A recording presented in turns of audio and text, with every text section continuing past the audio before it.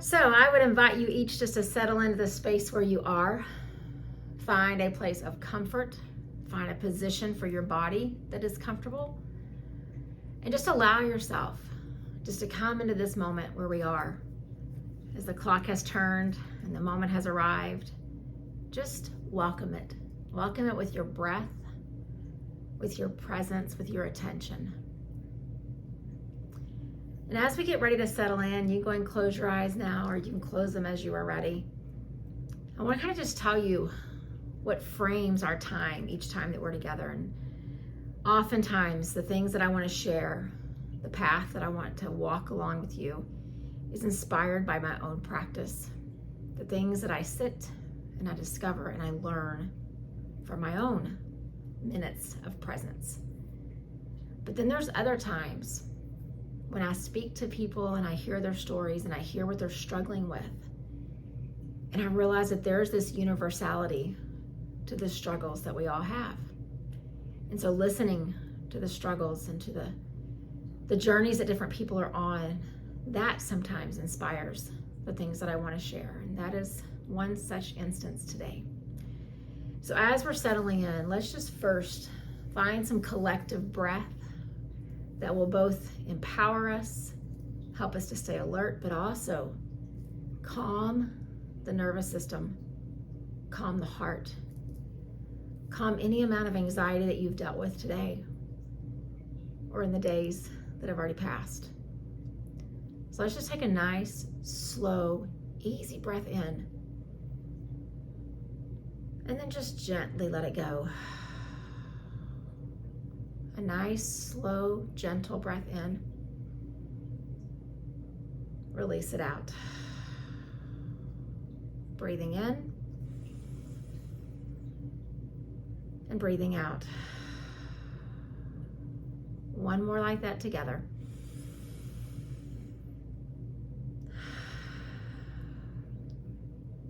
And then you maintain a rhythm of breath that belongs to you. And I first just want each of us just to validate what all the activity, all the busyness, all the things were that you were engaged with before this moment. Sometimes there's rushing. Sometimes there's distraction. Sometimes we're coming and we're showing up from a place of quiet. But just kind of validate that. Recognize the part of your day that occurred right before this one. And then I want to share a quote with you that has really been heavy on my heart the last couple of days, just because, like I said, of the stories and the journeys that I hear people going through. And then I feel, like I said, the universality of it, and I realize it's not just them. And so listen to this quote, and then we're going to pause, and then we're going to try to figure out how it can both inform our meditation time as well as our time once we leave. And this quote says, "The past is a place of reference, not a place of residence. The past is a place of learning, not a place of living." I want to say that one more time. The past is a place of reference, not a place of residence. And the past is a place of learning, not a place of living. And as I've listened to the struggles of some people the last couple of days, I realized in these conversations that most of the struggles they're experiencing in the here and the now are because of what the past has done to them. In the sense of the traumas that they've experienced, the broken relationships, the hurtful things that they've walked through. Some their own decisions, some the decisions of others. But we are surrounded by, and maybe here even in this space, we are surrounded by people who have experienced big pain in their life. And so I want us just to pause for a second and just honor that. And if it's not you necessarily, it's probably someone really close in your path, in your circle. So let's just recognize that we have all had these tentacles of pain and suffering touching different aspects of our life for as long as we've been on this planet. And it doesn't mean that there's anything wrong with us or that we've made bad decisions or that we're doing the wrong things. It is just circumstances of life. But our meditation practice teaches us and reminds us every time we show up, this is a present moment practice. And so I want to propose a question to you in this moment that we have right here, and that is, what if your life could become a present moment practice as well?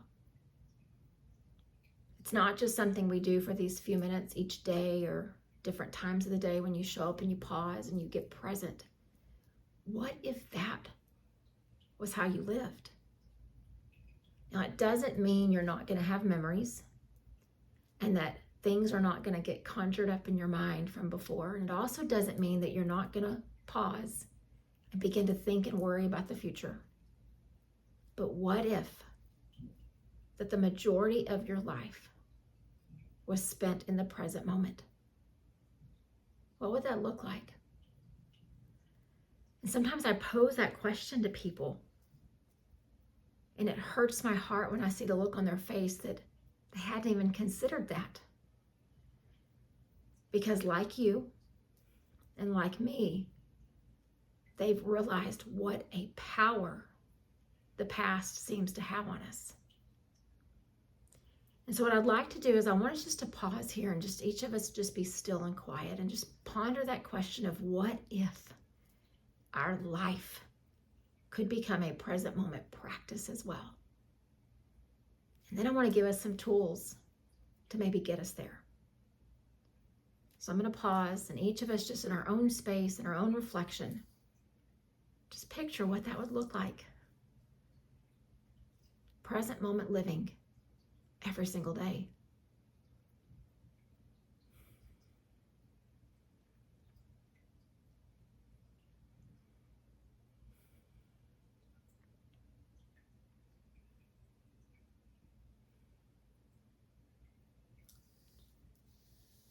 And so then as I was thinking about sharing these thoughts with you tonight, I thought I can't just pose the question and leave us there to try to figure it out. I wanted to kind of think of what would our steps be to make that happen. And I couldn't find it as a reference. I couldn't find it in any of my studies. And I thought, okay, as I'm trying to live that path right now, what were the steps that I took to get here? And how could that then maybe inform and inspire your steps? And so first, we have to acknowledge. We have to acknowledge our past story, all of it. We have to recognize that it all happened. So all the parts of the story, we don't get the advantage of skipping those chapters or folding those pages over. We have to truly acknowledge that it happened. Our story is our story. Second, we have to admit that we deserve a life that thrives and that it's not crippled by the things that have happened to us in the past. So first, we got to acknowledge and own our story. But second, we have to admit that we, in this incredible, amazing creation that each of us represents, we deserve to live a life that thrives, not a life that is crippled by the things that have happened to us or the things that we've experienced. And then the third step is we need to accept that the here and the now is amazing and it deserves our full attention. We have to accept that the here and the now is amazing and it deserves our full attention. I know we grumble and we complain, and there are things about life that annoy us. There are things about just the experience of living that we wish we could fix and change. But every time the miracle of breath comes into our lungs, y'all, that's the message that this present moment, this here and now, is amazing. And we need to give it our full attention. If you've ever had kids in your life, your own kids, grandkids, nieces and nephews, kids of your friends, there's things that happen in a little bitty person's life that happen in a split second. And if you look away, or you're on your phone, or you're distracted, you could miss it. You can miss this amazing moment of that first step, or that first rollover, or that first smile. And then everything after that is just as sweet, but that one moment, it deserves your full attention. What if you could embrace your life the same way? And so I want to pose that question to you one more time.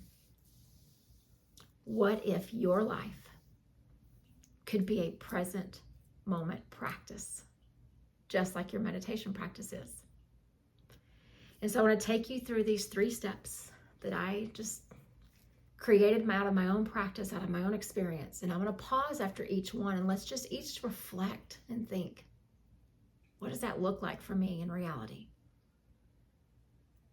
And so in order for us to have a present moment way of living every single day,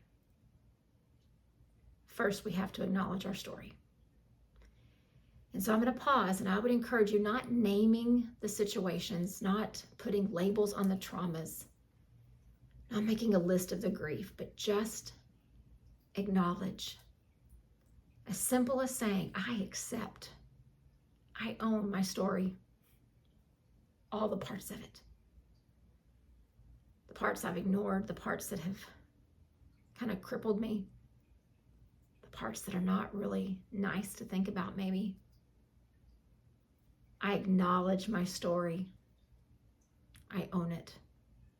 I recognize it all happened.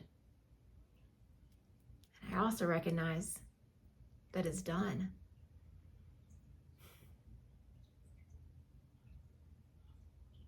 Second, we need to admit that we deserve something better. Let's admit we deserve a life that thrives, not one that is crippled by what is already done. And so just pause. You don't have to name the things, but just tell yourself, I deserve better. I deserve to have an existence that is thriving. I deserve not to be crippled by things that have already happened.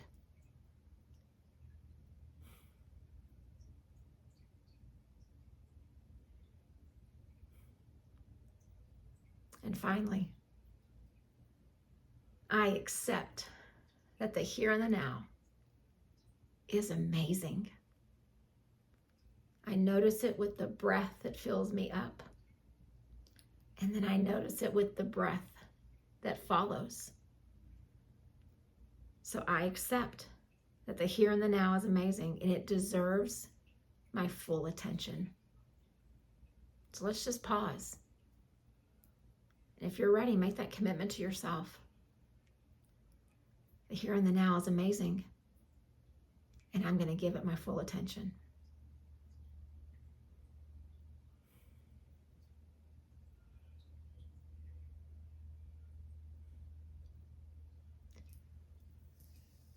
And so I want to lead us into these last couple of minutes that we'll have together. And sometimes we talk about the past. It has a way of taking front and center in our mind. But I would encourage you, and I will encourage myself as well, is use your breath to be here and now. Even if you have to say in your head or say audibly, breathing in, I am here. Breathing out, I am now. Breathing in, I am here. Breathing out, I am now. Or whatever words or whatever practice would help you to lessen the impact of the past on your life, on your thoughts, on your presence.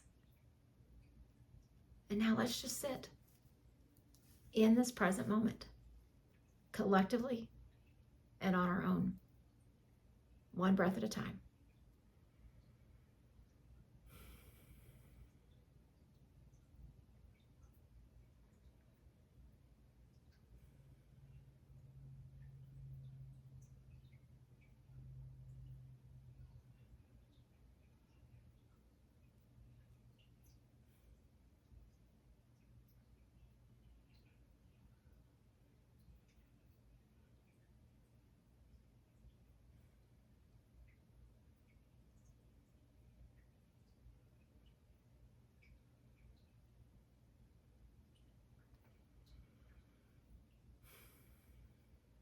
And as we prepare to close out our time, honor the minutes that we have spent and get ready to honor the minute that is to come.